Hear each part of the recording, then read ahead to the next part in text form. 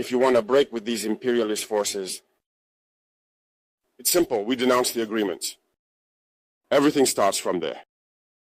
I think the example of Chad in any case is tangible.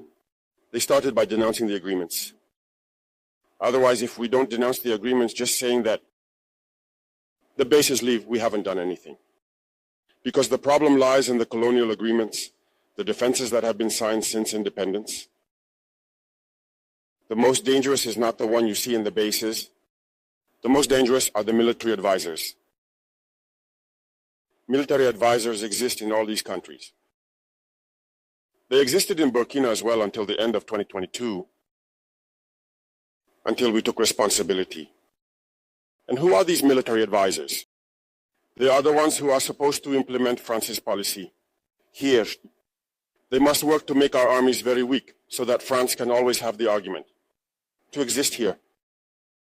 Under their influence, they had succeeded. Our sentinels were therefore standing guard with sticks. That's what France wants from our armies. When we reach this stage, we have no choice but to want them to come and settle. But the Burkinabe army managed to get rid of the military advisors. Unfortunately, I think that in 2019, after Operation Otapono, where the French saw that the Burkinabe army still had the capacity to respond to terrorists, they called the chiefs of staff in France.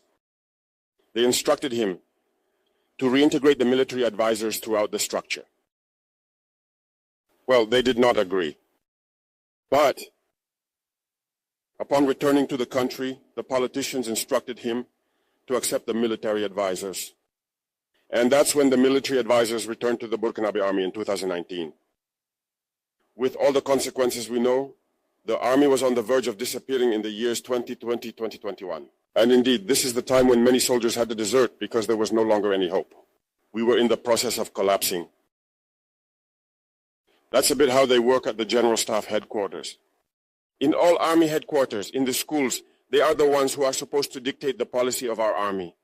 They are the ones who tell us when to recruit, how to recruit, and what to do with them. They are in the schools to tell us how to train them, and so on. As long as these military advisors are there, you are not independent. Your army will just have the appearance of an army that is there to perform parades, a circus. But when war comes, you will realize that a parade is one thing, but war is another thing. You have to break the agreements. It's the only way to have an independent army and build strength. But many people do not understand this, perhaps. And even with these agreements, France selects from our states officer cadets to go and train them. It's through these same agreements. But in reality, these officers who go to train, for the most part for France, they come to serve the French state in their country. They do not come to serve our countries. They train them so that they come to serve the interests of the French state. I can provide evidence of this.